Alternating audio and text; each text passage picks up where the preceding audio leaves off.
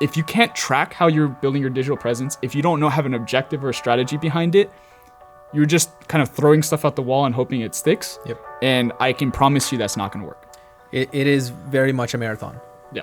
You know, it's not about how you start or what you're wearing at the beginning of a marathon. It's how long you can stay running. Yep. Yeah. At the end of the day, that's it. You can start and stop and start and stop, and that's gonna do so much negative for your business. Had you just said, okay, here's the strategy, here's the plan, let's just do the plan, and we will evolve the plan as it's going. That doesn't mean we stop the minute something's happening. That just means we start making small tweaks, small changes as it's going.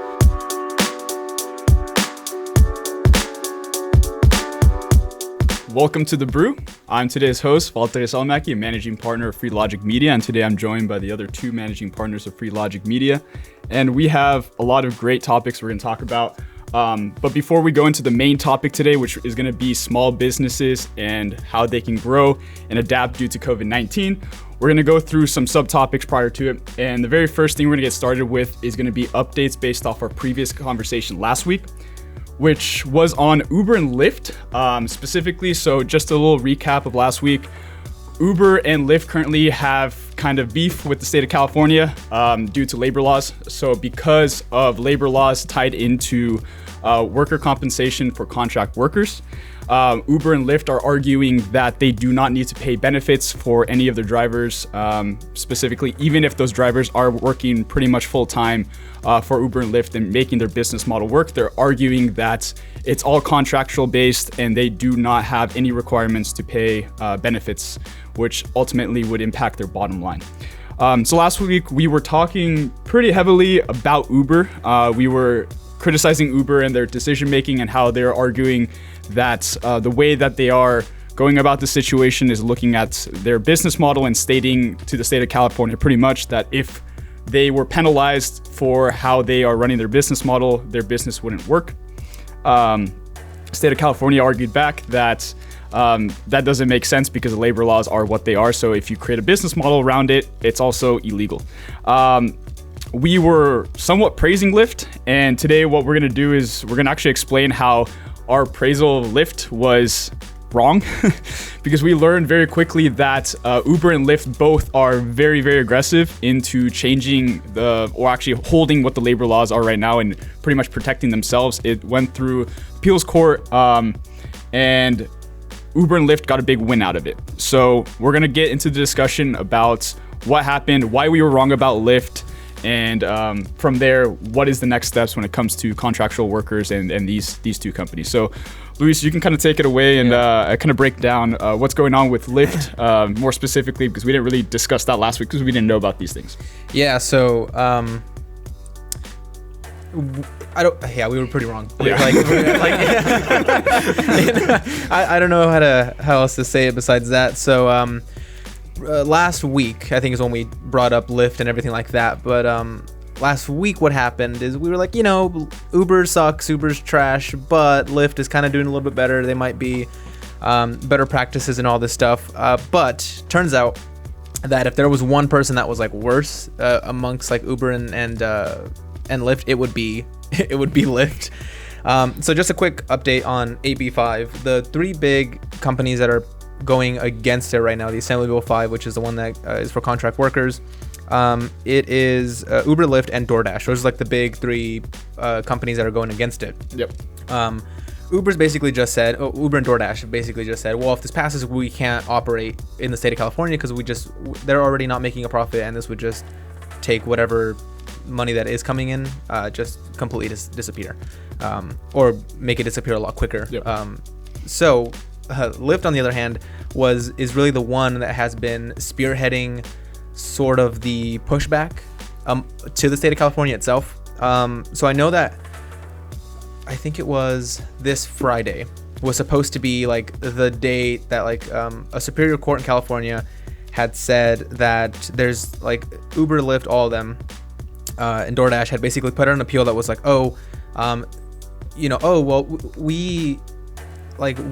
we're actually a technology company. Mm-hmm. Like these people just happen to be driving using our app. We can't control them. We can't tell them.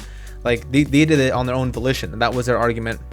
which is complete nonsense. Yeah. And the Superior Court of California called them out on that, and rightfully so.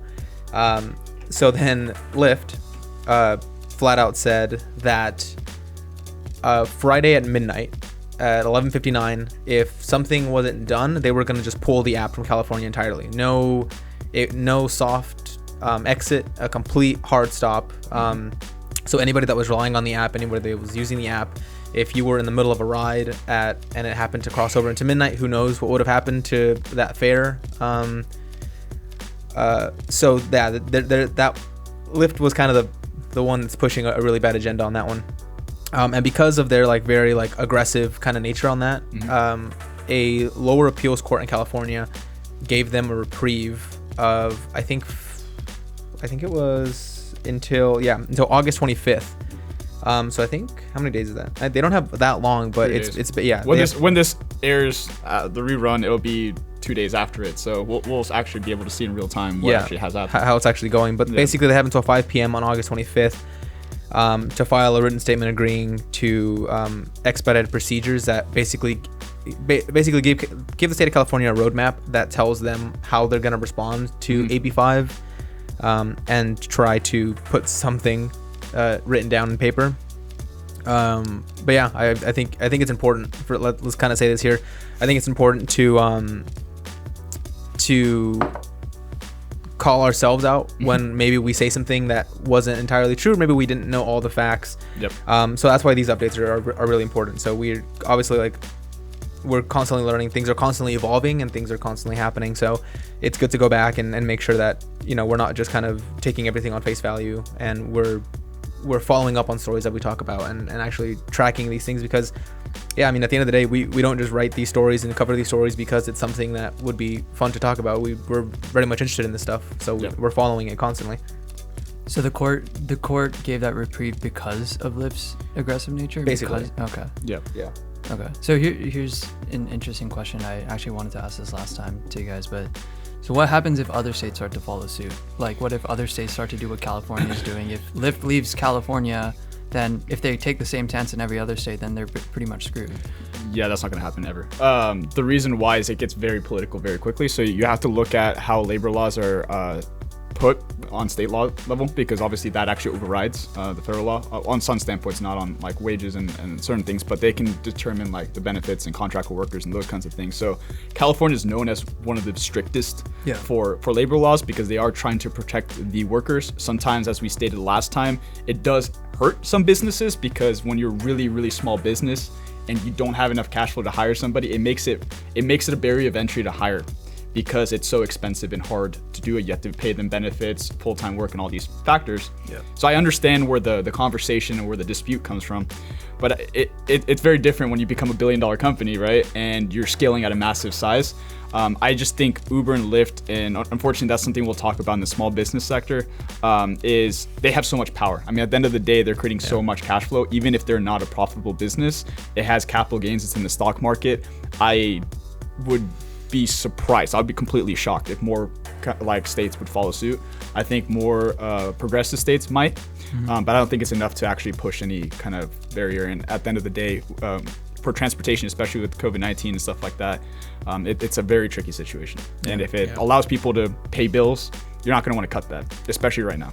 Yeah, I think it's for sure a tricky thing. I think what's going to happen, is Uber, Lyft, DoorDash, all of them are going to talk with the state of California, and the state of California is going to put a press statement that's like, the three of us had a nice civil conversation. We sat down and we really talked about what would be the best option for all three of us, and it turns out that the best option for all three of them, or for all four of them, is going to be just doing exactly what Lyft, Uber, and DoorDash want to do. I think that the state wasn't expecting this level of pushback and this level of aggressiveness with them, and I think that that's going to be one of the reasons why, at the end of the day, it's bad on California's stuck between a rock and a hard place. Either they try to create some kind of contract labor laws that are actually made for current gig economy, or they don't do that, and instead I'm assuming tens of thousands, if not I would say I don't think it's hundreds of thousands, but I would say tens of thousands of people lose out on their main source of income, which is Uber and Lyft.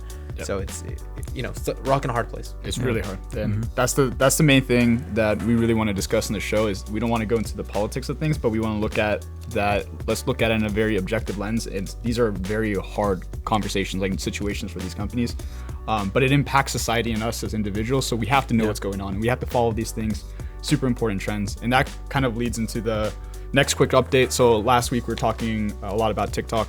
And actually multiple episodes, we've been talking a lot about TikTok. So prior to, Microsoft was the one bidding on TikTok. The main bidder, yeah. The main bidder. Now Oracle has put in a bid for TikTok. That is very big because now you're putting another major tech firm bidding in for TikTok and probably tying into their product pipeline and what they're trying to do. So before we talk about like the pros and cons of like multiple companies and what would it mean if Oracle was to buy out TikTok, I think it's important to also note that the Trump administration did extend the time frame for TikTok's ban from 45 days to 90 days. It opens up a bigger window for more companies to get involved and bid on TikTok and kind of seeing how it ties into the overall strategy of these different companies. I still think it's a very weird situation for kind of open market, to say the least. Yeah. But aside from that, Larry Ellison, who is a very vocal supporter of Trump, also did. So he provided preferential treatment overall to the whole situation. Yeah. So context on Larry Ellison is he is like a big time Trump supporter. Like he funds a lot of stuff with the RNC and the Republicans in general. And he is at this, I think, the CEO of Oracle. So that's where he's at right now. So it's one of those things to where like when the first kind of bids for Microsoft came about, or like Microsoft was like the one that was like kind of in the air of they're probably going to be the ones taking this deal. It was from the president. It was, well, it'd be cool if Microsoft gets it, but it was one of those things. It wasn't like very like overly positive. It was just more matter of fact. But when Oracle put in a bid, it was nothing but like amazing things to say about the CEO. So it's one of those things where like what's happening here is if there is a company that has a front of the line kind of treatment, it's going to be Oracle. And I think I think that Oracle is the company to watch out for right now, just because of the current administration. And I mean, it's Oracle. I don't really get how this ties into their systems besides just gathering clumps and clumps of data. But that's really it. It's just a data grab. So did President Trump, did he increase the time frame before or after Oracle put in the bid? Before.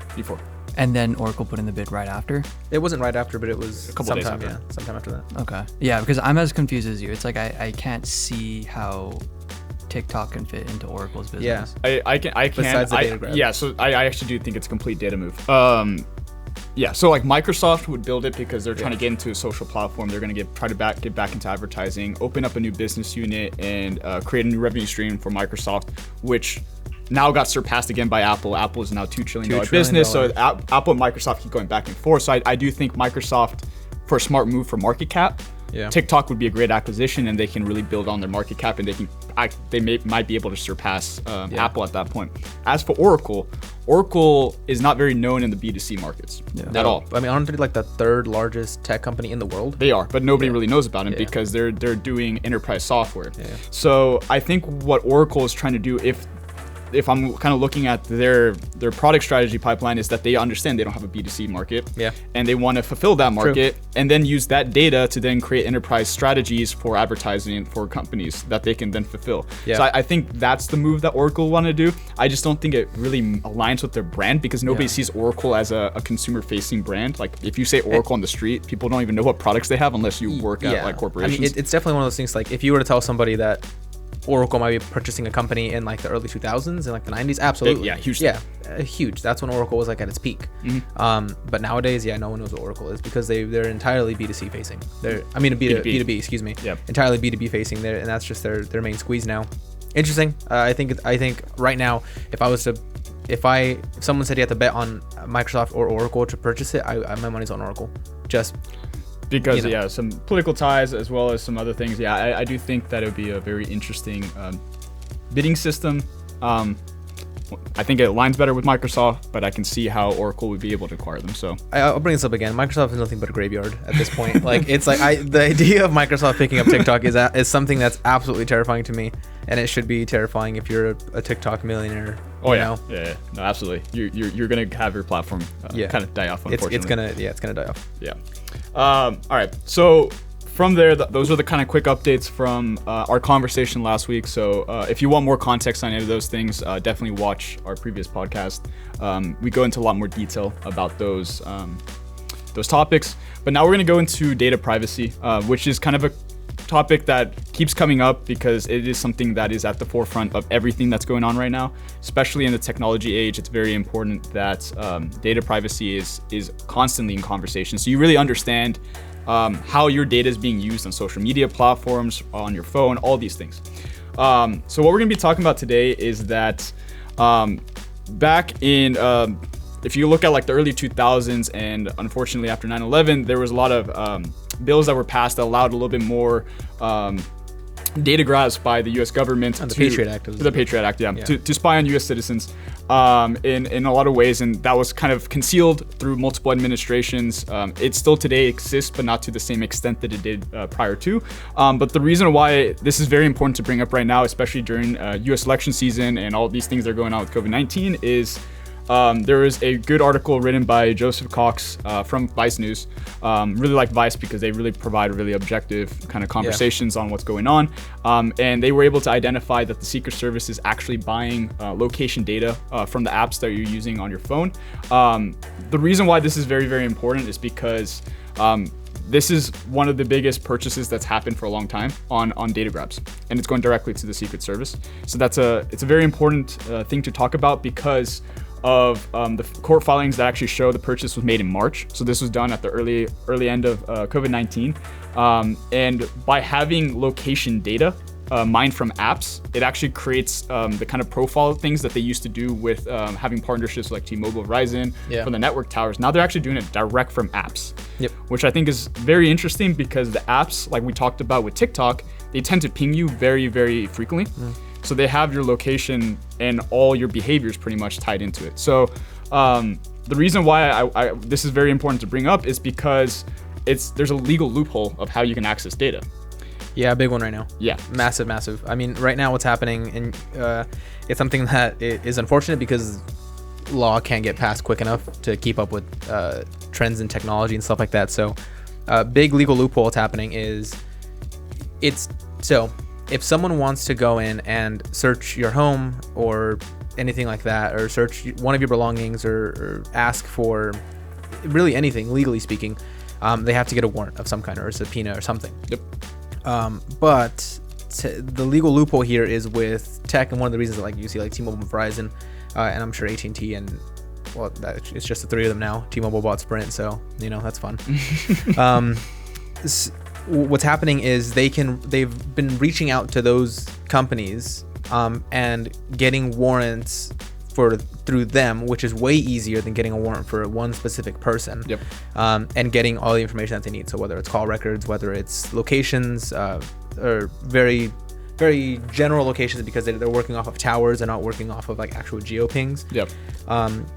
They've gotten that before in the past. And some data privacy lawyers have really raised the flag on that and been like, hey, this is not okay, it's going to keep getting worse. And I think this is the kind of fruition of that thing getting worse and becoming close to, I think, the worst it can be, which is Secret Service, police, FBI, any kind of agency can buy app location and get very close to where you are. I think most apps, it's within like half a mile, or I think even less than that. I think it's like quarter mile to like your general location.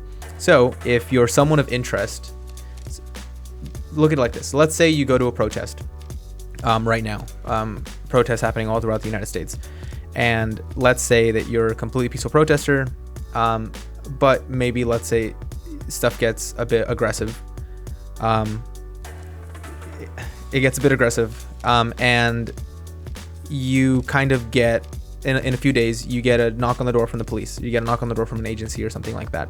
That's kind of how this comes about. They get the information on who was there, when they were there, based off of apps and based off of cell towers as well.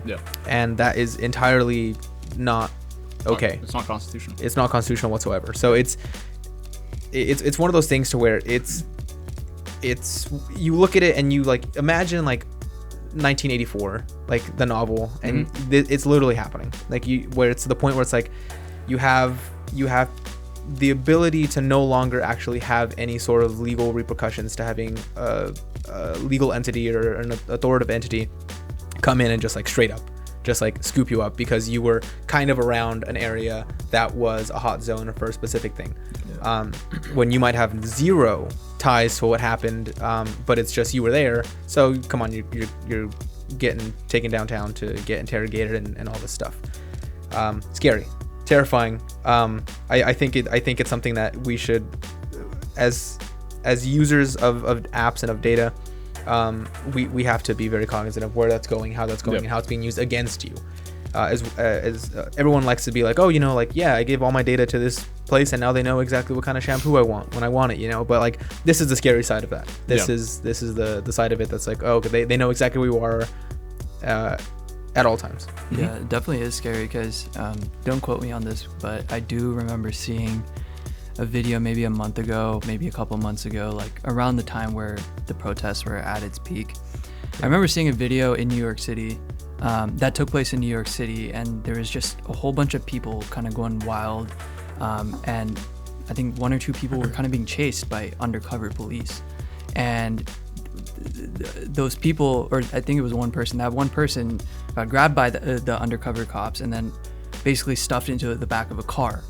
And it just seemed so unreal, like this is happening in the United States and these are police officers doing this thing. And so I started reading the comments trying to figure out what was happening, and I think what might have happened is that this person was caught on camera like vandalizing some sort of public structure, but just the fact that it's happening in this scary way is crazy. So like with this data, location data and stuff, it makes it even more possible for things like this to happen. Yeah, and like, don't get me wrong. Look, if you break the law, you should be arrested. Yeah. However, that being stated, you still have your own privacy and you're not guilty until proven guilty. And that's what scares me about these kinds of things with location data and just how comfortable people are with giving out data. I think it's just very important as a society to understand like how data can be used against you, whether it was back in 2016, watch the movie Grey Hack, we've talked about that before.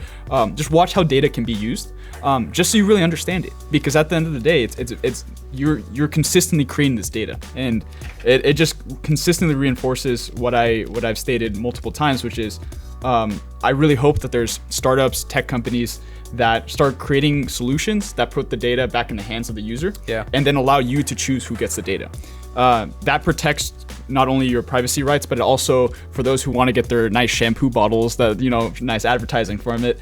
You can give that data to those specific companies, but it's not going to anybody who's a bidder and wants to buy it or access that data. So I think it's interesting to see where that's going. But I mean, that ties into some startups that are taking this seriously. There's a company, Telegram, which is launching the one-on-one video calls for iOS and Android. And what this is that they're trying to create like an end-to-end kind of private network so that it is secure conversations. This is very, very important because when COVID-19 started, everybody jumped to Zoom. Zoom had a massive jump up. But the issue is Zoom actually had multiple data privacy issues. And those data privacy issues actually allowed people to be hacked. It allowed for malware, allowed for a bunch of bad things. And they upped their security since then. Now they have fixed a lot of those loopholes that they had, but not all of them. Because they didn't make an end-to-end encrypted system, which companies like Telegram and stuff like this are. This costs a lot more to make and it's harder to scale, because when you have an encrypted server, you cannot scale it at a massive pace like Zoom had to do because of COVID-19. There's a huge influx of need. But these kinds of solutions are very important, because whether you're talking about IP for a company, whether you're talking a private conversation, whatever it is, you should be able to have your own privacy and trust that it's an end-to-end encrypted server. You can have those conversations. Absolutely. I think that I hope that more people adopt this. Like, if you're going to have, like, I think for businesses is huge. If you're having like business conversations, business dealings, I know that a lot of people will end up using Signal, because Signal, I think it allows for end-to-end group chats, as well as just end-to-end kind of one-on-one conversations. But Telegram, it supposedly, I think it's sometime this year, end of this year, they're doing group calls as well. So you could have encrypted group calls, which I think is really rad. Like if you're talking with business partners, if you're talking with a potential client, why not? Why not use it? I mean, it's going to be the same thing as a Zoom link, except it's going to be on Telegram as opposed to a Zoom link. I think this is nice. This is big. More companies have to start doing stuff like this. Have to start focusing on user privacy, user information, and having something in place that enables you to be the kind of owner of your data and not worry about like, oh man, was that entire, like if I was to type something into my Zoom chat, where does that go? Mm-hmm. Does it just go on like a plain text file on a server somewhere? Yeah, it's a lot. It is. Telegram looks positioned as kind of like a very customer facing, not really a business. It's not. Yeah. It's consumer to consumer. Yeah. I mean, our main point when it comes to businesses is that businesses really need to take end-to-end communication seriously. Yeah. And there's private IP being talked about all the time. Yeah. I know like corporations definitely do. They have their own security systems, but what I'm talking about is like early stage startups, small businesses. They should have their conversations in a secure network. They should not have it over anything that could technically have the potential of being hacked, or have those conversations be kind of outpoured out. Yeah. So like FaceTime and stuff are end to end, right? I know Apple's pretty good about it. Yeah. And so is WhatsApp. Yeah. WhatsApp, I'd be yes and no. Yeah, because it's Facebook. So it used to be like that's how they built the system, and it's such a smart system that you can even use it on like old flip phones. Like like WhatsApp created their entire platform in a way that you can use it on like the first generation iPhones. You can even use a flip phone because they try to make communication available for everybody. Very accessible, yeah. That's why it was very good end-to-end encrypted system. Yep. When Facebook tried to scale it, it is still end-to-end encrypted. However, I'm a little skeptical about some of the parts on data privacy just because of Facebook's track record. Fair enough. So you can't trust the Zuck, that's for sure. But I mean, going forward from there into other tech companies, Airbnb is actually filing for IPO, which is huge news, especially during COVID-19. That was actually a big shock to me when I heard about this. It makes no sense to me. Yeah, it makes absolutely zero sense. It's crazy. So those that want to read more about it, definitely look at Monica Chin's article from The Verge. We'll definitely link it into the description when we post this video next week Friday. But the biggest thing here is that they plan to IPO. They're working directly with Morgan Stanley to be their underwriters. Yeah, so they've officially put in the written request to IPO. Yeah, officially, like it's happened.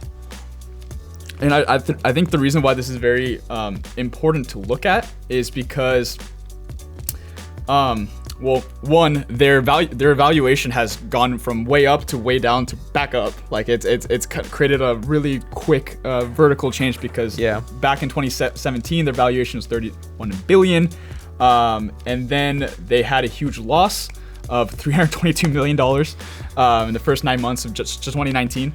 They had a really rough start, and then from there they actually have laid off a quarter of their workforce and put a halt on their future projects. So that for me is the part where I was like, wait, you're IPOing, but you're laying off right now, and you're halting your project development. So put a bit more context here. In 2017 they were valued at $31 billion.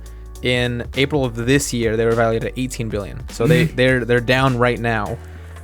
So that shape was like when it first happened and people were like, oh my god, Airbnb is so great, fantastic, and then like it went down, then it bumped up in 2017 for some reason. That was like, summer 2016 was like the best summer in the world. I guess that's when the money started going up a little bit, and then 2017, that's where they were at $31 billion during a round of venture capital. 18 billion now. I think this is absolutely just them trying to get as much money as they can right now. There's no other reason for that. That's why you IPO, because you need a buttload of money really quick. But the thing is, you need investor trust. Like, we'll go into stock market. Actually, we're not going to go really into the stock market, but I mean, overall, when it comes to the stock market, just a quick update. Like, can you do the financial disclosure thing? Yeah, quick? Financial disclosure. We're not providing any financial information. Yeah, if you need any advice on stocks, no advice here. Nikhil is the guy to go to. Yeah, definitely. He actually is a financial advisor. Believe it or not. So what price is Tesla stock at right now? Stop right now. No, so the thing is, right now that tech stock is way up, but you have to be very cautious because of how volume is moving in the stock market. A lot of these prices are overpriced. So that's another reason why Airbnb for me super inflated. That's why I'm a little worried about it. If you're IPOing during this time when it's overinflated, you might get money up front, but that money's gonna get slashed really quickly for investor kind of trust in it. And also Airbnb relies on factors that COVID-19 is restricting. So it's like it's making it harder to expand and grow the business. So in a lot of ways, it's interesting. Definitely something to follow. Airbnb is a company that I followed for a long time. Great idea at the start, but I think they still have a lot of loopholes they have to figure out and go through to get where they want to get to. But to tie off of that is kind of like the future of tech overall, especially when it comes to open AI systems. So there's a good story once again on The Verge. Yes, you're gonna notice a lot of The Verge because Verge has great tech news and I love following it as well. So there's a great article by Kim Lyons from The Verge, and it talks about college students leveraging something called OpenAI's GTP3. Yes. Do you want to explain a little bit more about that, Luis? Very exciting stuff. So OpenAI has been for a long time basically trying to show people that as long as you can feed the right information to AI, it's gonna put out really cool stuff. So like, I don't know if y'all ever watched Tom Middleditch did like a short that was written entirely by OpenAI. So it's on YouTube. Just look up like Tom Middleditch OpenAI short or something like that. But it like all like the two characters. I think there's two characters. Tom Middleditch and somebody else. All their lines were written entirely in AI. Like an AI fed them like prompts. They fed the AI prompts and then it put out an entire script. It was really weird and it made no sense. But the idea that there was dialogue happening is really cool because I think that was like Gen 1 or like Gen 2. And now it's moving on to Gen 3. And the cool part here is as happens when you're at UC Berkeley, is you get some smart people together. So Liam Poor, he was a computer science student at UC Berkeley, or is a computer science student at UC Berkeley. And he learned about GP3 and he learned that they have a closed beta. Like OpenAI has given closed access to the actual like supercomputer they have. Yeah. But only to like certain campuses, certain colleges throughout the world. And UC Berkeley just happens to be one of those campuses. It's probably Berkeley, Stanford, Ivy Leagues, exactly. USC, typical. The big ones, INSEAD, all those stuff over in the UK and stuff like that. CIT, MIT. Yep. Yeah. So he went to someone who was it was a PhD candidate. They don't say what kind of PhD candidate. So it was a PhD candidate. He went to him and he said, "Hey, look, I have a theory that I can feed it specific prompts for a blog, and it can put out a blog based on hacking that will fool people into thinking that it was like a really good blog." And he's like, "All right, let's do it." So he fed it a bunch of prompts. I think he had a few different goes at it. Like it wasn't like he fed it once and it just put out this like amazing blog that was written out and it was cool. No, those few versions that came out, and he went through and picked out the best ones and did some very light editing, like super light. They made sure to like stress this in the article. Very light editing, and he put it up, and it ended up ranking him #1 for that specific topic. Wow. So he put in the right keywords, he put in the right title, he put in all this stuff. That's all he fed. Just keywords, title, prompt is all he fed into the OpenAI system, and it put out an article, blog post that ended up ranking him #1 for that specific keyword. And people absolutely were fooled by it. You read it and there was no differentiation between like, oh, this is written by a person or this is written by a computer. I mean, it ranked so well because people were engaged with it. They were actually using it and being a part of it. So I put this in here. I brought this up because I think it's one thing. It's scary because like you think like marketers, like what a piece of SEO, a big chunk of SEO is making sure that you can write blogs, you can do things that are going to end up tracking specific long tail keywords to your website or to your service, just basically rank you and get your trustworthiness up by Google, all this good stuff. There's people who get paid for that. There's people who that is their job. Yep. That's it. That's what they do. I can imagine that maybe there's going to be a service that happens where all you do is put a prompt, like pay $50 a month or $100 a month, and you put a prompt into it and it just shells out a few different options for you to put a blog up. Two sides to that coin. One, terrifying people who SEO is their blog writing, content writing and copywriting that's their thing, because screenwriters, writers, directors to some extent, what are they, playwrights, I guess, blog writers, all these people who like their livelihoods depend on content writing and content creation in written form, that this is their job. Being very much taken by an AI who just, you feed it a few sentences and a few keywords and it's like, oh, here you go, here's literally Shakespeare, you know. Like it's terrifying for that.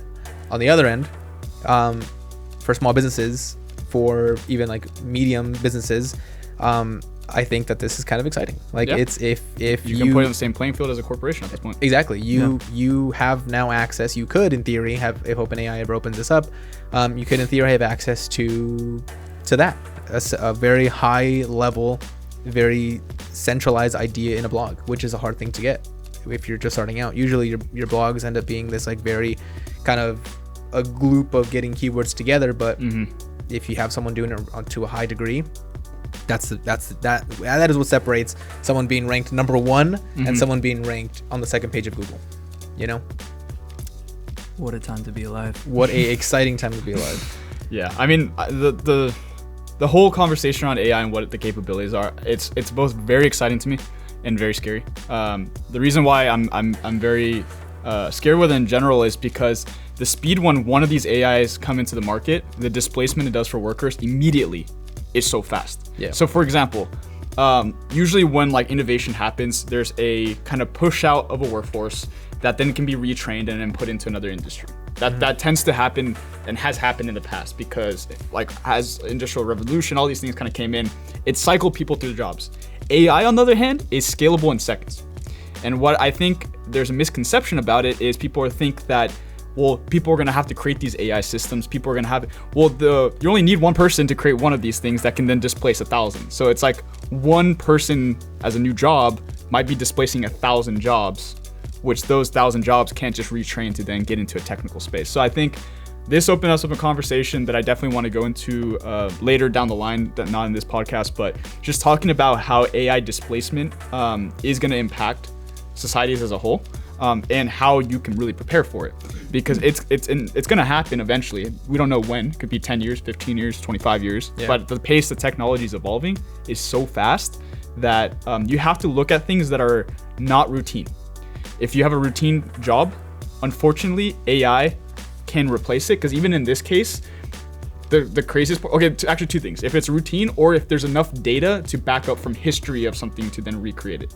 Because we have centuries of written text that an AI can go through seconds to then find patterns to then create something that is very powerful. But I don't think it's gonna displace like, you know, Steven Spielberg and stuff like that, like these like innovators. Not yet. Not yet. Not yet. Hopefully not yet. Yeah. Because it's the same. I gave it 5 years. It's the same thing in gaming. There's there's AI engines in gaming right now that actually can recreate games, and like if they can input that, imagine as a gamer you get a new map every day, because they can just recreate it. That'd be amazing. But is it gonna happen? We'll see. I mean, half of upscaling right now, talking about gaming, the new Unreal Engine, I think it's like Unreal Engine 5, half of that is machine learning, and like you basically like you feed it a few pixels and a few textures, and then it goes, oh, okay, that's what we're doing, and then it just boop. Yep. Lighting fixtures, everything. It's I gave it 5 years max until you get a full length, and like someone for sure is gonna do it. Like someone like NYU, someone at Juilliard is gonna like reach out to someone at NYU and be like, hey, here's some prompts. I'm like edgy and I want to make a movie. Like here's my screenplay. Like put it in the AI and see what comes out. I'm gonna shoot it. And there's gonna be a movie for sure. I'm sure it already has. I'm sure it already has happened. But I'm saying like a big, picked up by a big time production company, movie that's gonna be completely written start to finish by AI. It's gonna be a movie about robots. Just watch. It's gonna be an iRobot. It brings up their own philosophy as an AI, like the life of an AI. All right, cool. That's the singularity, huh? So those are the subtopics for today's podcast. Now going into the main topic, what we really wanted to focus on, which is the small businesses growth and adaptation during COVID-19. Obviously, this is a very important conversation to have because right now, due to COVID-19, obviously, majority of small businesses are really struggling. Yeah. Either they're really struggling, they're only at like 50% capacity, or they've unfortunately had to close down. But the reason why this is very important to talk about is because there are ways that small businesses right now can still grow at a rapid pace, but they have to really evolve and adapt the way that they're going about business. Yeah. But the reason why this is also we're bringing this up is because corporations right now are actually growing at a massive scale. Booming right now. Booming. And what happens is it's squeezing the small business market which unfortunately means that after this entire situation, COVID-19 is over, what you're going to see is more corporations, less small businesses, which is very unfortunate because it creates very big disparities in labor laws and all these things across the board. So this is something very, like, you really need to follow this as whether you're just a civilian, business owner, whatever, as an employee of a company. This is something you really have to follow and see what is happening right now. Yeah, absolutely. I mean, just researching this stuff. I mean, not to already like put a very like big gray cloud over this conversation, but like just researching this stuff and pulling out data and looking at statistics. There was so many times where I was like writing the story, I had to go lay down. Like just to be like, dude, this is like, it's so heavy. Yeah. Like the amount of times that I had to just go like, okay, time to take a little break from this like depressing world and lay down for a little bit. Yeah. So to get started, I mean, the first thing I kind of want to go into is obviously when it comes to businesses, some businesses are lucky, such as ours, that we could do it from home. Yeah. Luckily for us, we can do our entire business from home. That is usually not the case.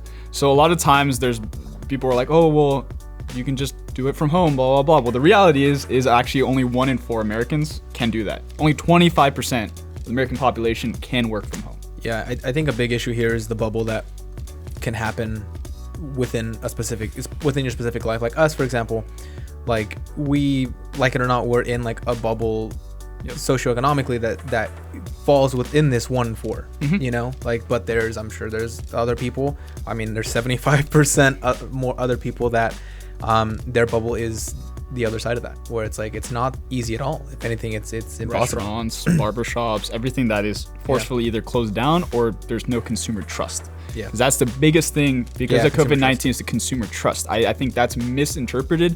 You could open up every business right now, but the consumer trust to go into these businesses is what's deterring economic buying. And we'll go into that when it comes to corporations and how they're whining about it. But the main thing is this is really impacting small businesses and workers. Roughly 30 million right now are unemployed. That's 20% of the US workforce. That's 1 in 5 individuals are currently unemployed.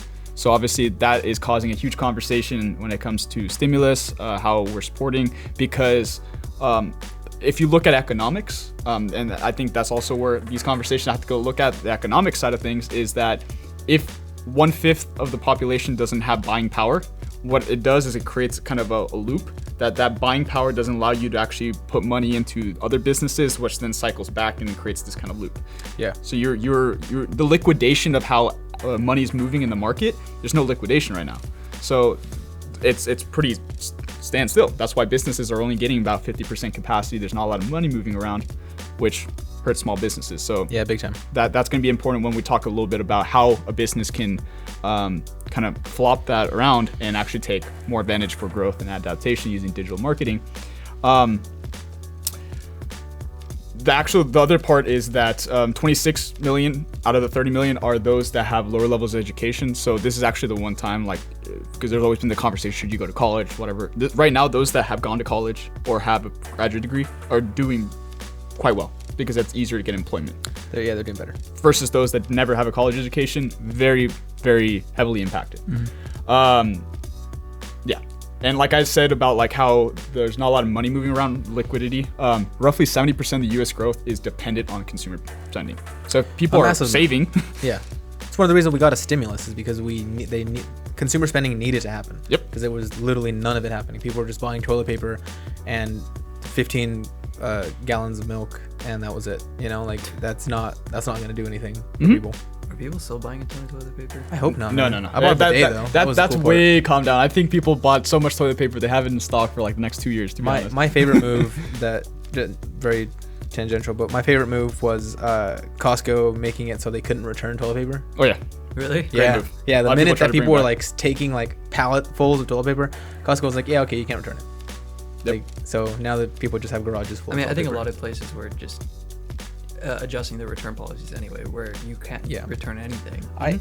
So I went to Target at the beginning of the pandemic to pick up my Animal Crossing Nintendo Switch. Good choice. And because priorities, I went to go pick it up. I pre-ordered it, and there was a line of people. I got there before the store because I was like, okay, I'm just gonna get it and be done with this. And there was a line of people out the door, And I was like, oh, this can't all be for the Nintendo Switch. Like, what's going on here? You know, this isn't right. But I was like, whatever. I got mine for sure locked down, so it doesn't matter how long the line is. I have mine reserved. So, but no, I went in, and the line to get the Nintendo Switch was like 6 people. Yep. Of like the line of people that I saw, and this is like on like the 19th of March. So this is like right when like it was about to hit the fan, you know, when the toilet paper buying was like at its peak. And I remember just seeing like all these people like droves go towards like the grocery department and all that stuff, and I was like, I don't know, it's whatever, that's weird, it's not my problem. But I bought my Switch, I got it, and then I was like, I guess I should do some shopping. Like, I was like, I'm here already, we need cat food, I'll go get cat food and all stuff. So I started heading towards the cat food, and I see just like droves of people just like yanking at like big old like 24 packs of Charmin and like filling up their websites, filling up their carts with it. It's funny that I attribute carts to websites now. Filling up their carts full of it, right? And I'm looking at this like, what is happening right now? Like, this is crazy. Like, and And I remember just like, I was like, I have to go watch it. Like, I'm not, it's like a sideshow, you know, like I have to go look at it and see what's actually going on. So I just go and I park my cart next to this other dude that's me and him are just there for show. Like, me and him are just there watching. Yeah, dude, me and this guy are like bonding. This is even before masks were a thing. Like, masks, yeah. I was in the Target, me and him were just coughing on each other. You know, it was a good time. Nice. So we do not encourage that activity at all. So my viewpoints don't reflect that of my company. So we're sitting there, me and this guy, and I'm like, wow, like they took this massive pallet of 24 pack toilet papers, and it was gone in like 20 seconds, like gone. People were like, God, dude, this is hilarious. People were just taking them, right? So then I'm like, well, that's that. And the guy goes, oh, no, they keep bringing out more pallets. And I was like, all right, I'm staying. So me and him are just like talking about it. He's like, I was telling him, like, how long has it been like this? Like, the minute the store opened, this is the first thing people went for was the toilet paper. They literally had toilet paper in pallets throughout like a line in the store, right? So then those pallets are gone. They bring 2 more pallets. So now they have 2 more pallets coming down the aisles. People, I kid you not, are like following, like, you know, like those little tiny like fish that hook onto sharks, yeah. Like following the pallets as they were coming down. Dude, wow. Yeah, ridiculous, right? And the Target employee, I'll never forget this, dude. It's so funny because like I think about like, well, how I would feel if I was a Target employee and this was happening. I think I would do the same thing this guy did. He was like a sideshow like seller. Like he was like an old like circus timey like selling things like on a soapbox. He was literally just like, he was like, get as many as you can, people. Get four's the limit. Get as many as you can. Take toilet paper.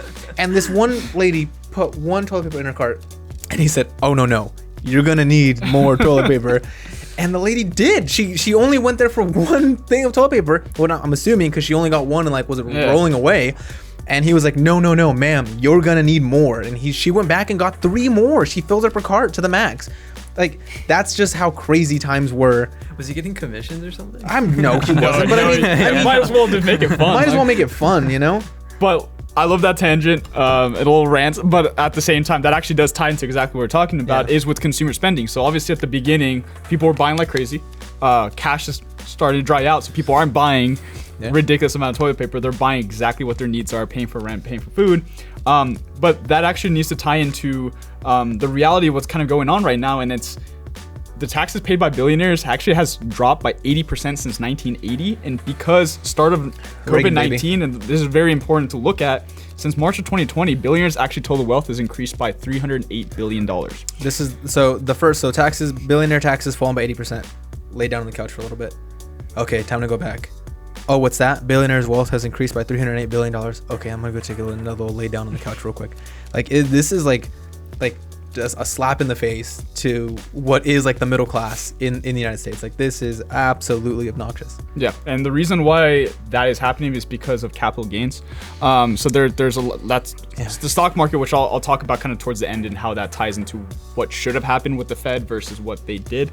But the main thing here is, when we talk about these points, we're just wanting to state facts so you're really aware of, like, look, this is really what's going on. We're not saying that what is the solution to it. We're just saying, look, be aware. Billionaires actually have made $308 billion while people are hurting and suffering. That is a conversation that needs to happen. It's very there's an important. Eviction crisis happening right now in the United States. Meanwhile, billionaires have made $308 billion more in this past, since March. During a disaster, yeah. Yeah. And because of that, obviously, small businesses were suffering. As we talked, it's squeezing the small businesses. Yeah. And from there, PPP loans became a thing. PPP loans were great, and it really did help a lot of companies. But unfortunately, the way that it was rolled out, it was also provided to a lot of large corporations. This is very, very important because 407 PPP loans were actually given to publicly traded companies that actually did not need that PPP loans. It should have gone primarily to small business. There are some, don't get me wrong, there are some corporations that they needed to balance out a little bit, and maybe a little bit of money would have made sense. But these loans came up to $1.32 billion provided to large corporations. And out of those, only 61 of these companies out of the 407 actually gave the money back. So there's still hundreds of companies that have, 350 companies that actually still have these loans. And it just really comes to the question of how are these small businesses really trying to survive when they're not getting as much support as they really, really need right now, forcing them to close down and all that kind of stuff. And 49 of the companies actually had a market cap higher than $100 million when they took the PPP loans. They're valued at over $100 million and they took PPP loans. This is when I took a nap after that one. Oh, you took a nap after that one too? Yeah. Whew, it's heavy, man. It's heavy stuff. And don't worry, this gets more optimistic towards the end when we actually provide some strategies of how small businesses can react to it. But we want to give the context first. Yeah, the context is bleak, but there is a silver lining. A silver lining to this.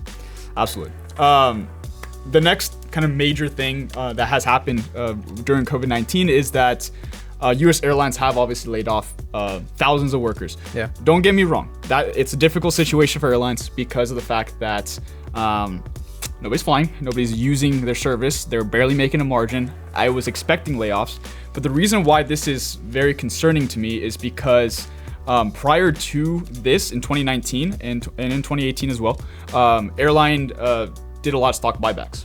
So instead of using that capital for kind of holding it, they actually were buying it to inflate their stock price, which we'll go into the stock market stuff in a bit. But the reality of this is that their employment has massively dropped. This has created more and more unemployment. They're expected to lose $84 billion in 2020. Once again, it's going to cause more layoffs. It's a hard situation. American Airlines, 20,000 employees have been dropped. United Airlines, 36,000 employees, about 50% of the workforce has been laid off. Alaska Airlines, 7,000 employees before the end of the year. Obviously, if you go through every single airline, I'm not going to go through all these numbers, but it's very kind of concerning how fast it's dropping off. And this is the reality of major industries and how fast the labor markets move. So that's why it's a very important conversation to have, because going back to our very first conversation about how like buying power in the economy is so important. Yeah. If people are getting laid off, people aren't making money, then even small businesses are going to suffer because they can't afford to buy services, they can't afford to buy stuff aside from their basic living needs. And this goes into, honestly, if you were going to start the roast section, this would be perfect for the roast, which is Walmart. So we're gonna roast Walmart a little bit here, and roast as in like roasting coffee, but we're really just roasting Walmart. So Walmart right now is whining about another round of stimulus checks, which is crazy to me because their valuation has consistently grown and they're making more and more money. But the reason why they're currently whining about stimulus checks, if you want to read more about this, it's a good article written by Melissa Repko by CNBC. It kind of breaks down the way Walmart is perceiving the situation. So there was a good interview with the CEO of Walmart, and pretty much what came up is that if you look at Walmart's demographics, who's buying from Walmart, it is exactly that class that I was talking about, which is they don't have disposable income right now. They don't have a lot of money to spend. They're buying exactly their basic necessities, and that's how the money moves. Well, Walmart actually has grown store sales by 9.3%. because of the stimulus checks that were sent out, the $1,200, right? Because they create buying power in the economy. Yep. So as small businesses are getting squeezed really, really heavily, Walmart made a bunch of money off of that. Yep. So now their entire approach is they want to get another round of a stimulus check because they know that their sales are going to drastically drop. Yeah. Because there's no money. Don't get me wrong, people need that money, but the way that Walmart's talking about it is very interesting to me. Yeah, they're talking about it in a way that's like they know that the minute that they get that people get that stimulus, they're just gonna, well, in Walmart's side, it's like, oh, we saw a 9.3% increase. Well, obviously, if they get that money, we're gonna see another 9.3% increase in same store sales. I mean, essentially, it's just a very selfish take on it, right? Yeah, absolutely. It's just like they're take. in it for themselves. Like, my eyes could not roll further back into my head, just like at the idea of like Walmart wanting another stimulus check to support small business and to make sure that people's livelihoods are being supported. Like, that's, look, Walmart, say what you want to say. I would almost respect Walmart more if they were like, we want a stimulus check because it's gonna make us more money. Like that, like just flat out say what you mean. You know, say what your chest. And like I get it. Walmart is one of the biggest employers in the world. Don't get me wrong. It's paying for people's bills. It's paying for people's housing. But you still have to look at the holistic picture of it. You can't just look at one piece of thing and just say, it's chill. It's a pretty big thing. So I mean, from there, quickly going into what that means for the stock market. Stock market actually is still growing. Once again, this is a disclaimer. This is not financial information or advice or any of that kind of stuff. Reach out to Nikhil. He doesn't know what he's talking about either, but it's fine. He'll lose you money, but he might make you money. But since February 19, 2020, tech is actually up by 12%. Consumer discretionary is up by 10%. Services are up by 4%. And healthcare is up by 3%. So as you can see, and Tesla's up by a lot. Yeah. No. So as you can see, companies are massively growing. The reason why this is important to look at is because, and once again, if you want to read more about this information, there's a good article by Bob Sunny from CNBC that really breaks this down. But the reason why it's really important to look at the stock market as an economic kind of guideline is that it actually isn't how economics works, and it's not really how the real economy is right now. It's Absolutely not showing not. how people are hurting or any of this kind of stuff. It's projections of what they think these companies will be in 5 to 10 years. They're looking at the long-term picture. They're supposed to be. But the reason why the stock market right now, you should be very cautious of looking at it as an indicator of how the economy is looking, is because of two reasons. One, as I brought up, when the Trump tax cuts happened, there was a lot of stock buybacks. A lot. When stock buybacks happen, there's less volume that's being moved in the market, meaning that stock price increases rapidly by any profit gains because there's less players, but it increases price. So it's overly inflated because of that. That's one reason. Number two, because of these stimulus checks, there was some growth in certain areas and people quickly turned to technology because they needed data. So that's why tech stocks are up. Robinhood is seeing an all-time growth right now because of everyone getting that stimulus check and just putting it into stock. Exactly. And then that was going to my other point, which is investors are throwing money because they've heard, which is true, but not right now, which is that in a disaster situation, you should invest because it technically should grow as the S&P 500 grows. But right now it's grossly overvalued. So it's causing kind of this weird disconnect. Tesla's a great example of this. And I'm going to keep talking about Tesla because Tesla's stock price it gets bigger and bigger by the day. Elon Musk doesn't even know why Tesla's stock price is so high. But the issue when it comes to Tesla is they're about to do a stock split, which is a smart move by them. But what pretty much it's doing is it's getting investors so excited about that stock split that your stock moves into 5 stocks. But people don't understand what it really means by splitting to 5 stocks. 5 to 1? It's 5-1. Yeah. So is Apple. Apple's doing like a 4. A lot of companies are doing it. It's a smart move. So what you do is you take the financial risk out of the situation.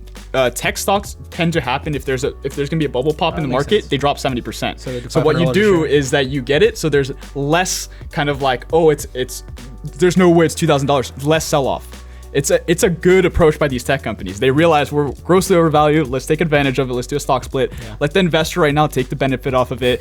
And it is what it is. But the reason I'm bringing this up is that just because the stock market's going really, really fast, that doesn't mean a lot because small businesses actually make up more than the majority of the US economy.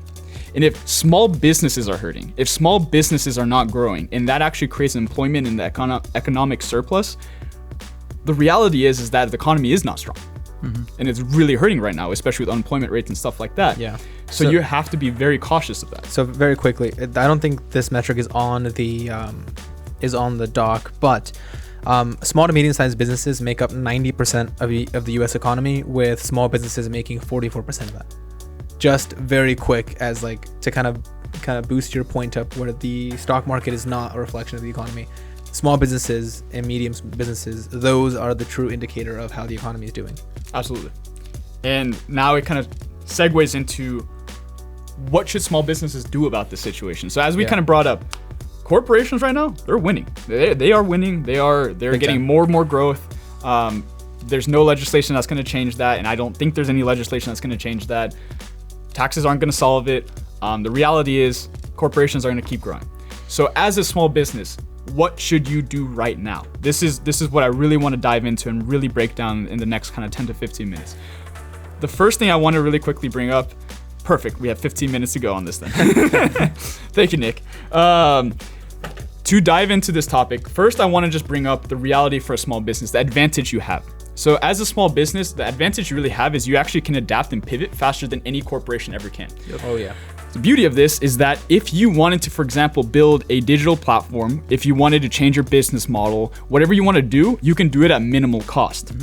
It still costs money. You still have to invest into it. And if you don't have a lot of money moving your business, unfortunately, these strategies might not work. But the reality is, if a corporation wanted to switch their business model right now, it'll cost them millions to billions of dollars. Yep. It's very hard to pivot, and they tend to not want to do it. A small business, you actually have the upper hand because you can see these gaps that these corporations cannot fill up. So right now, as a small business, the first thing you should start doing is analyzing and researching what are these corporations trying to do, what are their investments in technologies, how they're trying to pivot it, and find little gaps that they cannot fulfill. If you can find those gaps that you're not going to fulfill, so for example, right now is a good time to start thinking of how to open up a mini gym that like 10 people at max. 10 people at max, Yeah. because the consumer behavior is going to change around it. And if you Ooh, yeah. research it, big box gyms are going to really suffer from this. Oh yes. So you can see that opportunity gap and start investing or kind of building it up early. You're already seeing it. You're seeing a lot of micro gyms popping up in like so in the Inland Empire, we're kind of known for being the sort of warehouse capital of the US. But what that means is we end up having a lot of smaller kind of small business warehouses for like, you know, little tiny people that are shipping out certain things. What you can very easily turn that into is the back, which would be normally warehouse for supply for whatever you're shipping out. You could just turn that into a micro gym and then have the front be the front. So you could have these 10 people gyms exist very, very quickly here within the Inland Empire. Like that's the turnaround time that you could have if you are someone who has money and wants to make more money. A micro gym is definitely an interesting thing to look at right now. Yep. So there's a lot of ways that companies can really adapt.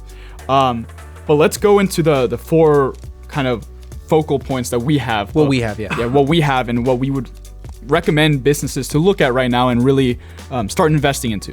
So the very first one is kind of a no-brainer because of how online sales are consistently grown even prior to COVID-19, and even obviously before COVID-19, this is something I would have recommended for every single small business. Yeah. But you need to dive into e-commerce. And what I mean by diving into e-commerce is even if you're a service industry, you should figure out a way that you can create an e-commerce platform, whether it be a training online program, stuff like that, which I'll explain in a second. But the reality is that if you're a coffee shop and you're closed down right now, sell your coffee. Yep. And make an e-commerce platform off of that. A lot of the community that's coming to coffee shops, you can send them an email blast. You can say, look, we're doing this. We're trying to sustain our business. Yep. That easily works. Whether you are, let's say that you are something that is closed down. So let's say you are a restaurant. Restaurants are somewhat open, but let's say you are a restaurant that is completely closed down. You have two options. One, you can create a delivery system, and that's a lot of companies have done. Or what you can do is you can create a pre-order system. So people can buy tickets in advance and buy gift cards and stuff like that. So you can at least get some cash flow into your business to sustain. And then after COVID-19, you can reinvest that capital into growing your operation. But an e-commerce platform allows you to at least even create e-gift cards and all these kinds of things. So e-commerce as a big picture is very, very, very important. Restaurants can also do like meal kits and stuff too. I've seen that. Yep. Yeah. Yeah. Yeah. Most definitely. Just, I guess, whatever you do, don't put your products on Amazon. Got it. Yeah. Yeah. That's a big bag of worms that we can get into, but yeah. Yeah, I mean, watch our episode on the antitrust hearings, because on that one we kind of deep dive into what Amazon actually does tend to do with companies, and especially if you're growing on Amazon, there's a lot of problems there. But definitely e-commerce platform development, very, very important. If you don't know where to get started, look at Shopify. Shopify is a great place to get started with. Yeah, absolutely. We personally like to develop our own platforms using WooCommerce on WordPress and all that kind of stuff, but that gets a little bit more technical because you really customize the experience. But if you really want to just build an e-commerce platform, get on Shopify and find a good template, build it up, look online, get some tips, and at least that's where you should start right now. It's low cost. I think they have a 30-day free trial as well, and they also have like cashback systems. They try to help business as much as possible. They do. So Shopify, look at that. That's a good piece to look at. Do you guys have any other tips when it comes to e-commerce development or any of that? You'd be surprised the amount of things that you could sell and people have interest for on e-commerce. Yep. So don't, if you are in a small business and you're in a pinch right now, don't feel like, oh, there's nothing that I can sell. Anything. Yeah. Like there's so many things and so many different markets and so many different customers for you that you could sell anything, especially if it's done right and it's marketed in a way. I think as long as it's marketed in a way, you'll get some traction on it. I feel like a lot of service-based businesses could start creating like ebooks and stuff like that. Maybe ebook isn't the right term, but like imagine a barbershop or something. Right now people can't go because of the situation, and they have to either grow their hair out like myself, or cut their hair at home, Or wear hats, right? But for people who need to be on Zoom meetings all day and stuff, like appearance matters for sure. So it's like, imagine if barbershops started putting out ebooks basically guiding you on how to cut your own hair.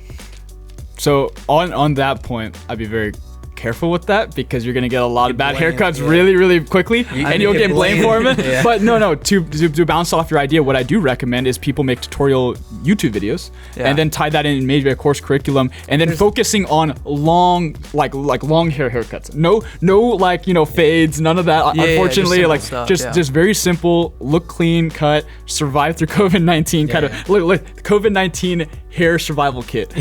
Sell those as a barbershop. I think that'd be a good approach.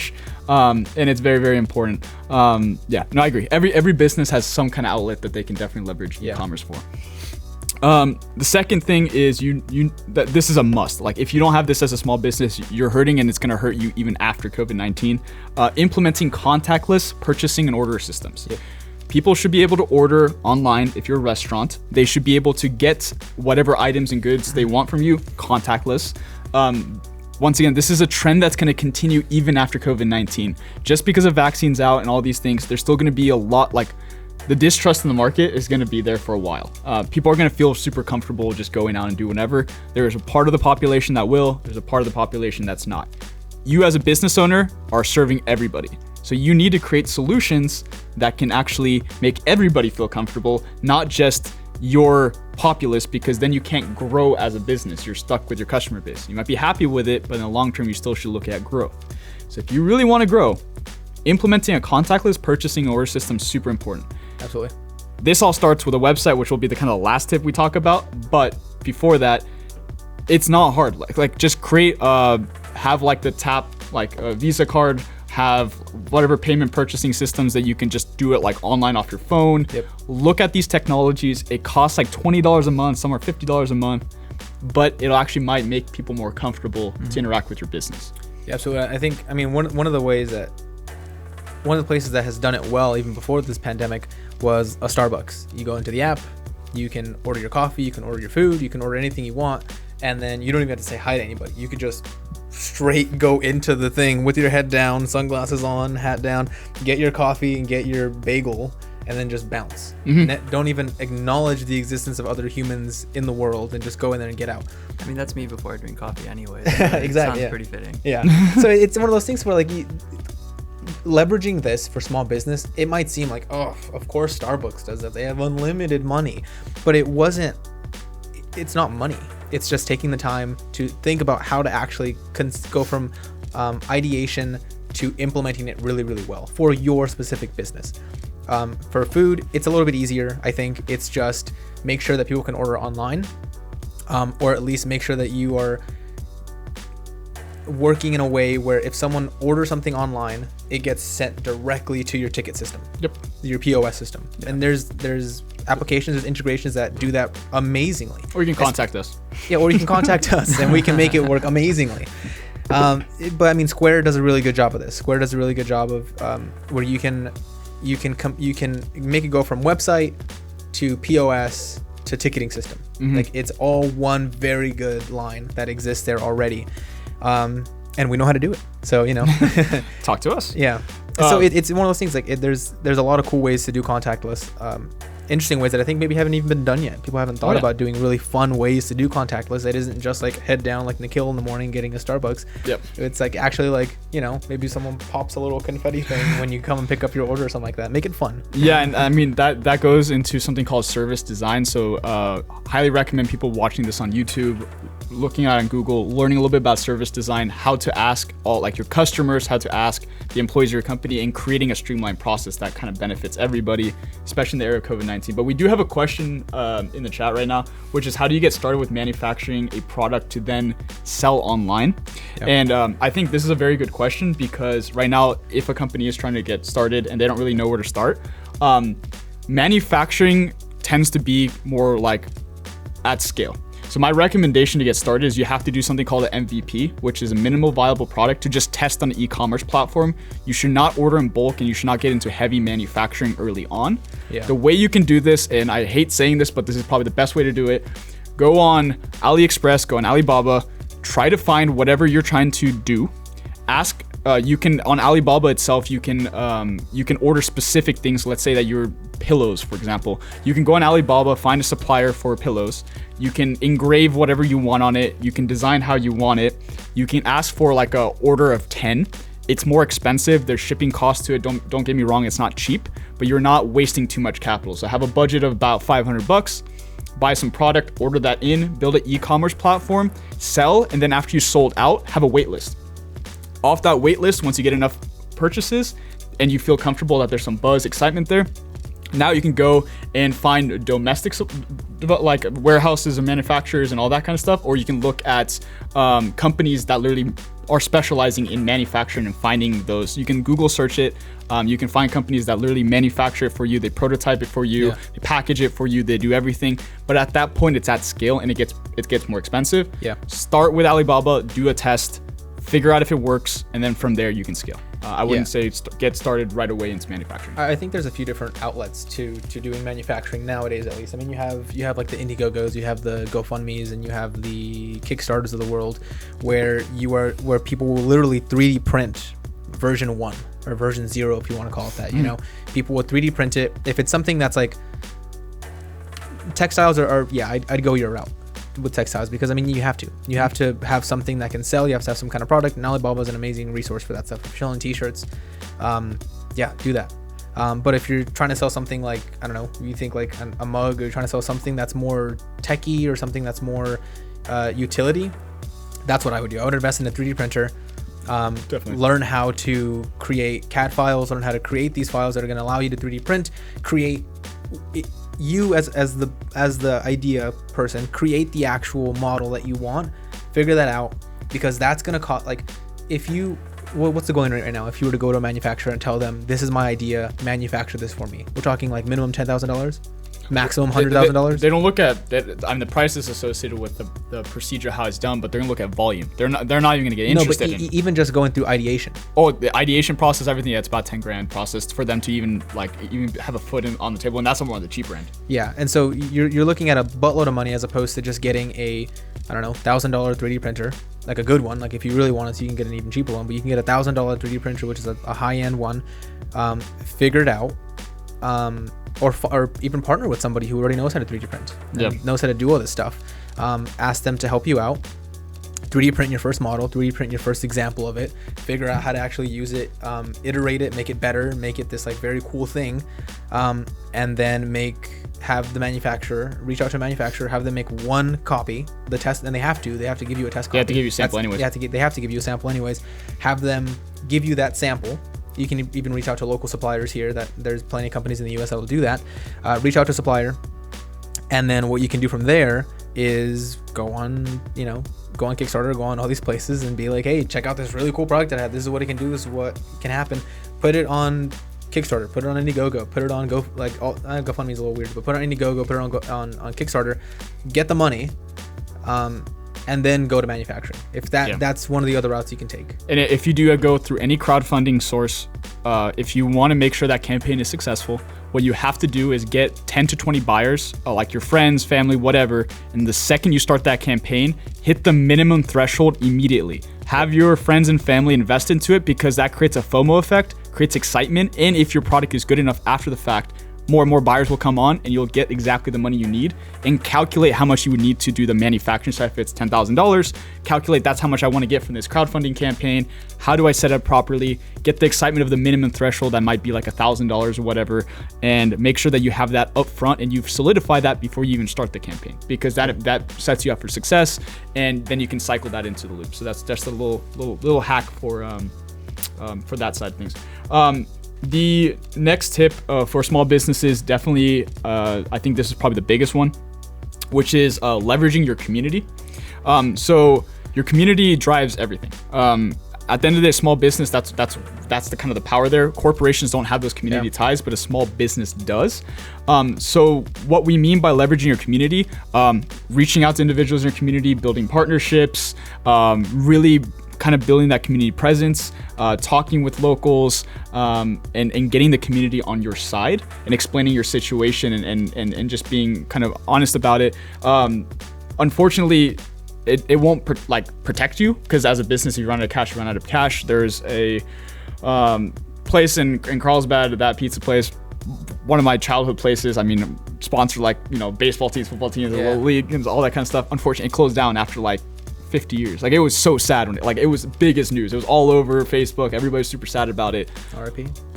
I honestly think if they would have just set up a campaign asking the community to support it, we could have got him out of the rut. Mm-hmm. So, I mean, I don't know their financial situation. It might have been really down, and there's no way they could have come back and made that decision. Yeah. But it was a community business. We all loved it. Every single person from Carlsbad High School, if you played any sports from anywhere around Carlsbad, you knew that place. And you would have supported it. I would have easily thrown in $100 to make sure that they keep on going. What place was it? That pizza place. It's literally called that. It was called That Pizza Place. Oh, it's fantastic. Yeah, it's fantastic. That's why it's so important. But yeah, right. That's why community is so powerful. You'd be surprised how much community support you can get if you have been in a community for a long time.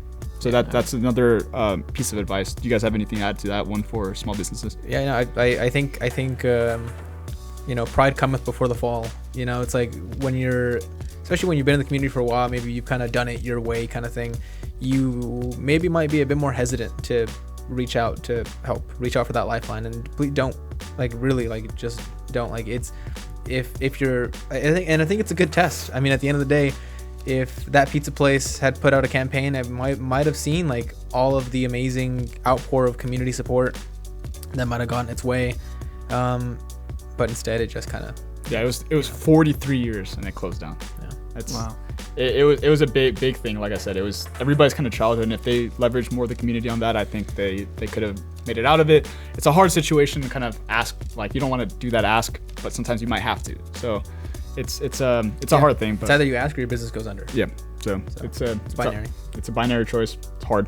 And the last one, which we're very bullish on, and I think this is what every company needs to do, pre-COVID, post-COVID, during COVID, no matter what. Always. We're in the digital era. You need to really, really, really invest into your digital presence. Yeah. That means investing into website platforms. That means investing into social media, investing into your content strategy, investing into every piece of how people consume knowledge or information for a company. Yep. The reason why this is so crucial is because, even prior to COVID, but even now during COVID, the way that people are recognizing or finding companies now even more than ever is through Google search. Mm-hmm. It's through their websites. It's through their booking systems. It's through the e-commerce platform we talked about. If you don't have a digital presence right now, all the things we just talked about before that, it's gonna be hard. If you don't have a digital presence, you can't make an e-commerce. If you don't have a digital presence, it's very hard to implement even in contactless purchasing and ordering, because you don't have a system for that with your digital presence. You can't really leverage your community because you can't leverage them and actually connect with them over social media. Yep. All this dives into digital presence, and I hear all the time from companies is, why does it cost so much to make a website? Why does it cost? You can go the cheap route. You can. There's cheap outlets. You can make your own websites. You can do what you want. But remember, your brand is not what you are saying about yourself, it's what others say about you. So if your website and all these things don't articulate what your brand presence you want to have in real life, unfortunately, that's your brand presence. Yep. That's how people will perceive you. So that's why here at Free Logic Media, we're obviously very bullish on that, because that's the one thing that we like to promote is you need to have a digital strategy. You need to have a roadmap. You need to know how to build out a platform, social media, and all these aspects to make your business not just viable now, but for the next 10 to 15 years. Yep. Yeah, it's one of the things you have to. I mean, all three of these things that we talked about, like Val said, it doesn't exist without leveraging digital presence and actually putting some effort behind it. Like, and I think one of the things that's funny about this is like when people say like, oh, invest in your digital presence, it's like, okay, like it's a very vague kind of term. Like, oh, what does that mean? Does it mean that like I go in and I open like a social media like account for every single social media and I just go like copy paste for everything and I don't actually make any changes or anything like that? It's the opposite of that. Investing in your digital presence isn't just about money, it's about time. It's these two resources, and it's more about time than anything. I mean, at the end of the day, for some people, like you mentioned, like they might be like, oh, why is that so expensive? Why is it going to cost me X amount of dollars in order for not just a website to be created, but also for like a social media, or I wouldn't even say social media, I would say like an outward facing side of the business to kind of be updated constantly and actually be current with what's happening.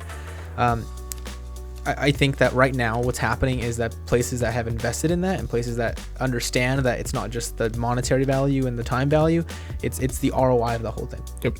If a place if some small mom and pop shop in March had said, you know what, I'm doubling down. Like we have money right now, but I know that if we don't do anything, stuff closes down, we might not have money in 2 months. If they had said, let's invest a little bit of that money or a portion of that money to making sure the website is fluid, making sure that people can order stuff from our website, and making sure that we have something set up in a way that kind of really works for us and can grow with the business. Exactly, and can grow with us during this time. And I think in the future as well, it is a place that a small business that leveraged that in March is seeing how effective that is now. Where maybe what's happening is maybe the only change that has happened is no change. And I think right now that speaks volumes, because what's happening is like the reason that places are shutting down, it's not because anyone got sick, it's because there is a change in the amount of money that's coming in. So one of the best things that can happen to your business is seeing no change, is seeing that the flow of people that was sustaining your business before COVID is the same flow of people, if not maybe greater, that are sustaining your business now. Because I'm sure that the place right next door to you that didn't leverage that stuff is seeing a hell of a more drop down on actual day-to-day like sales and stuff like that, and all that overall. What about you, Nick? From another perspective, if you think about Gen Z has grown up with digital everything, right? We grew up with cell phones in our hands, we grew up with computers, we grew up with YouTube, and even though your target audience, as your business's target audience right now, is not the people who will fall under Gen Z or millennials, they soon will be in the years to come. So if anything, by going digital, you're setting yourself up for the future. Maybe not as much now, depending on what your business is, but it's really a no-brainer to invest in being online and readily available anywhere. And to kind of close out that thought overall, when you want to build a digital presence, step one is get started. And after you get started, it's building a strategy behind it. The reality is that when you are building a digital presence, a website will not solve your problems. Just by having a website does not mean that magically people are going to find your business, you're going to get calls. That's where next step is going to be search engine optimization, getting found on Google, running ads, running Facebook ads, running Google ads. You have to have a strategy behind what are you trying to do as a business, have an objective. If it's brand awareness, what can you do for brand awareness? If it's sales, what can you do with sales? You have to detail those out and then find complementary digital presence like solutions to then solve that problem. And the reason I'm bringing this up is I hear this a lot from more older business owners is I want to get a social media just to get a social media because I want my audience to engage with me. Well, one, why are you building that social media? What is the messaging you're trying to do on that social media? Two, are you doing that social media to get clout? Because I hear that a lot of times, I want to get social media with as many followers as possible. Well, it doesn't matter if you have a lot of followers if they're not engaging with your content. The average Instagram profile has between 3 and 4.5% engagement rates, meaning how many followers you have, only 3% of them are actually really engaging with you, and that's classified as pretty good. You have to look at those numbers because if you can't track how you're building your digital presence, if you don't have an objective or a strategy behind it, you're just kind of throwing stuff at the wall and hoping it sticks. And I can promise you that's not going to work. It is very much a marathon. You know, it's not about how you start or what you're wearing at the beginning of a marathon. It's how long you can stay running. Yep. Yeah. At the end of the day, that's it. You can start and stop and start and stop, and that's gonna do so much negative for your business. Had you just said, okay, here's the strategy, here's the plan, let's just do the plan, and we will evolve the plan as it's going. That doesn't mean we stop the minute something's happening. That just means we start making small tweaks, small changes as it's going. But the worst thing you can do for your business, and what happens a lot with small businesses, is they say, okay, let's open up social media, let's think about a content strategy. And then they start in a month, and then maybe they don't see 1,000 retweets, and they go, oh, what's the point if we're not getting 1,000 retweets? And then they stop, and then Twitter's algorithm or any social media's algorithm, it's just gonna go, oh, okay, They don't care. yeah, they don't care. All right, fine, peace. Like next time you post something, it's gonna get even worse traction. The strategy behind it is just to keep on trucking.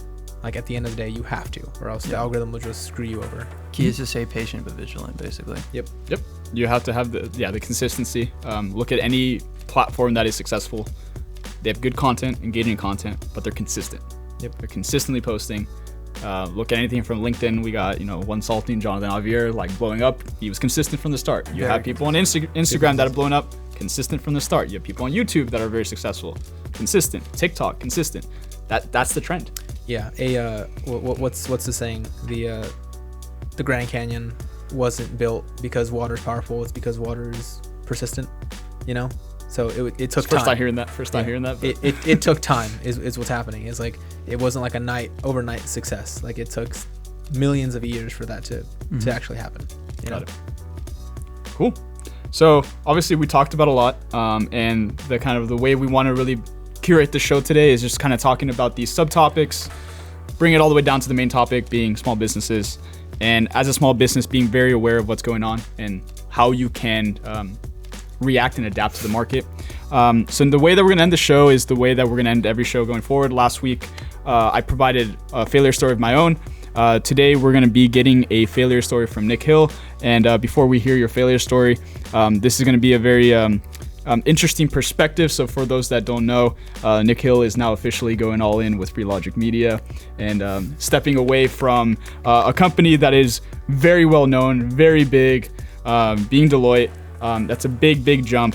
And I think the reason why I wanted to bring that up before your failure story is to have people really understand the context that no matter where you go in life, you should always be pursuing your passions and you should always be learning nonstop. You should never give up on the learning side of things and always have personal growth and really pursuing things that you really want to do.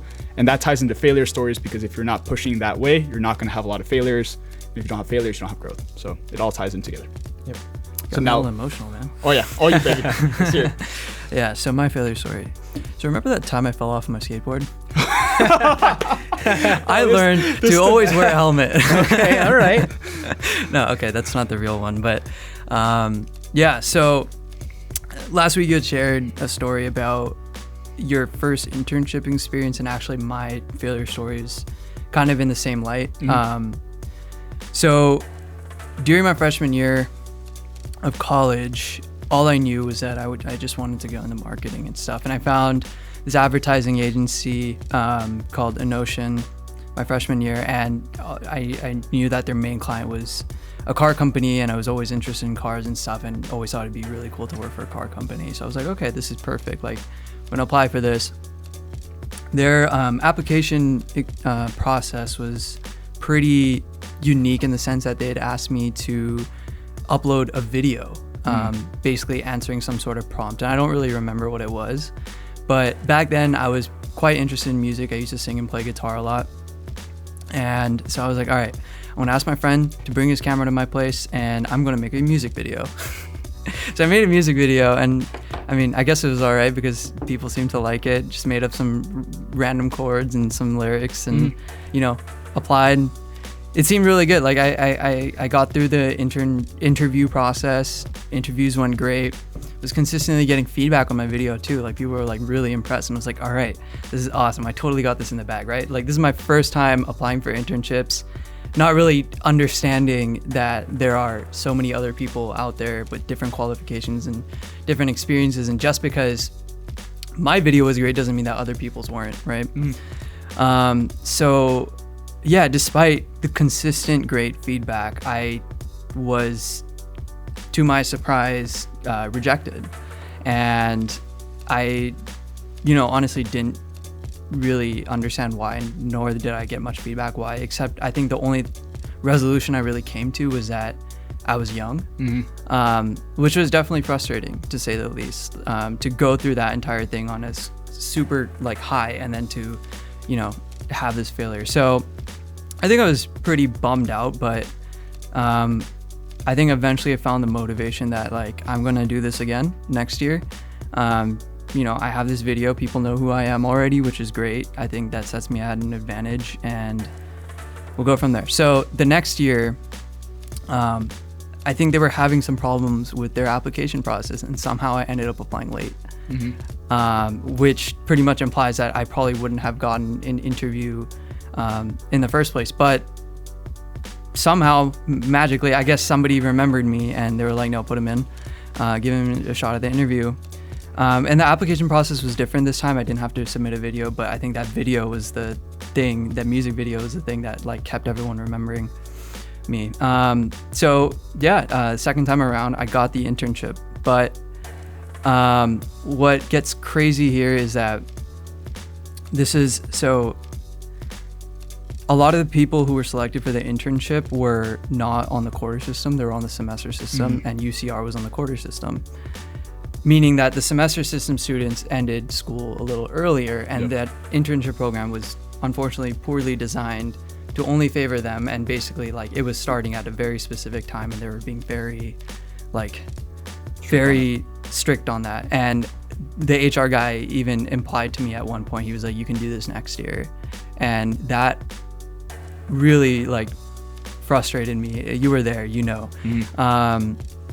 I was not in a good place, because either I was going to, during my finals week, drive from Huntington Beach to Riverside to take my finals and study and do a 40-hour internship a week, or I was just going to take this the next year, which I was not down for. So I think we eventually got to a middle ground where I was able to start a week later, but I still, during my finals week, had to go from Irvine to Huntington Beach for this internship, and then Riverside 2 or 3 days of those a week, and it was tough. But so that happened. But so that was one of the tough points. But once I finally was fully invested in this internship, I was actually put in a team in an area that I had no experience in. I didn't even know what it was really, and that was UX.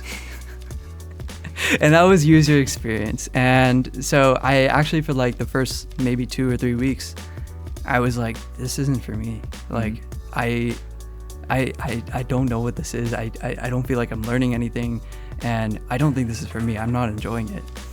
But finally, when Andre, who we met in our podcast 3 episodes ago, when he took me under his wing, that's when I really started to learn a lot about how awesome this area is. It's the perfect combination of creativity, business, marketing, psychology, all of that stuff, and I absolutely loved it.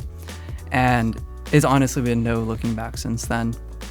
So, and I mean, here I am now. So in my career at Deloitte, I pushed very hard to get into multiple UX positions, which was awesome, because originally I wasn't even supposed to be in those roles, and now we're here at Free Logic Media, and I'm the lead in designing these websites for small businesses, startups, and nonprofits, and it's honestly been an amazing experience. So long story short, that one failure, so that initial rejection from this internship, motivated me to try again. And if I hadn't done that, who knows where my career would be at this point, and my passions. I've become very passionate about this thing. So yeah, long story short, failures are a learning lesson, and persistence is extremely key.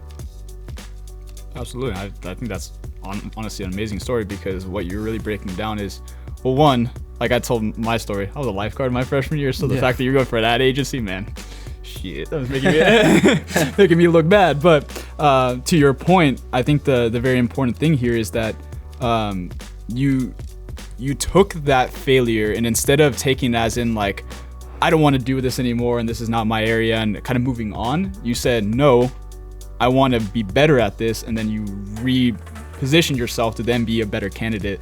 And I think that's a very important thing, because that happens all the time when it comes to company rejections. Like, you're going to get rejected so many times, and unless you know how to bounce back from it and react to it and take it as a learning opportunity, not as in like, I screwed up, it puts you down the wrong path, and you were able to really take that and kind of digest it and go in the right path. So that's amazing to hear.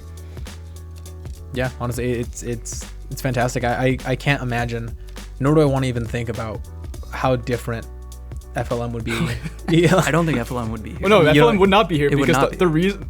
So a little side note on that, FLM will not be here at all, because the reason why we started FLM was because I knew he was getting background in UX, and I had understanding in strategy. And while I was in Italy, I was seeing businesses. I was like, how do we do this stuff that they're doing? And I need someone who can build the platforms and websites. And when we got back, instead of us going the consulting route, we were actually planning on bidding on websites on this web. Like, there's a website you can buy website off of, like pre-made e-commerce platforms and stuff like that already have some traction. And we were going to take those, and with his skill set, we were going to make him way better. Luckily, we never really actually went that route, because that would have been an absolute disaster, and Free Logic Media would not exist if we actually fully jumped into that. But it opened the door for us to realize that small businesses are really in the need of this, startups, nonprofits, artists, and that led to the creation of Free Logic Media. So, well, there you go. Nikhil, your failures brought about FLM. Yep. Well, now that we put that in perspective, that's insane. I actually never thought about it that way, but yeah, wow. Yep. Yeah. So my failures in direct marketing and your failures in getting an internship the first time is why we're here today. And I think you will see that we'll talk about this next week. Well, not next week, but next week. My failure is going to be what brings all three of us together in front of this table, having a conversation. Absolutely. So that's the wild stuff. This is why we like to talk about failure stories and really kind of put into perspective, because nobody's perfect. A lot of times people always talk about the success, but you should honestly celebrate the failures, because that's what gets the success. So absolutely. Cool. I think this was a fantastic show. Definitely appreciate the conversations. Super fun time. Definitely subscribe, follow us, keep up to date with all our content. We're going to be posting a lot of content coming soon. And starting next month, we're going to have a lot of fantastic guests coming onto the show, and we're going to set a very structured schedule so that every single Saturday we're going to be having guests on at noon. We're going to push back the time a little bit so that we can make sure that we are always consistent on timing. But at noon on Saturdays, we'll be starting our show in September with a bunch of guests talking everything from unions for companies, employee rights, all the way to how community colleges and colleges in general are dealing with COVID-19 and kind of reevaluating how their business works, as well as we're going to have some guests that will be talking about mental health, as well as focusing on kind of the reality of aiming for a professional athlete and then transitioning in their lives, which is going to be a very, very good conversation as well. So definitely stay tuned for more. And that's a wrap for the Brew for today.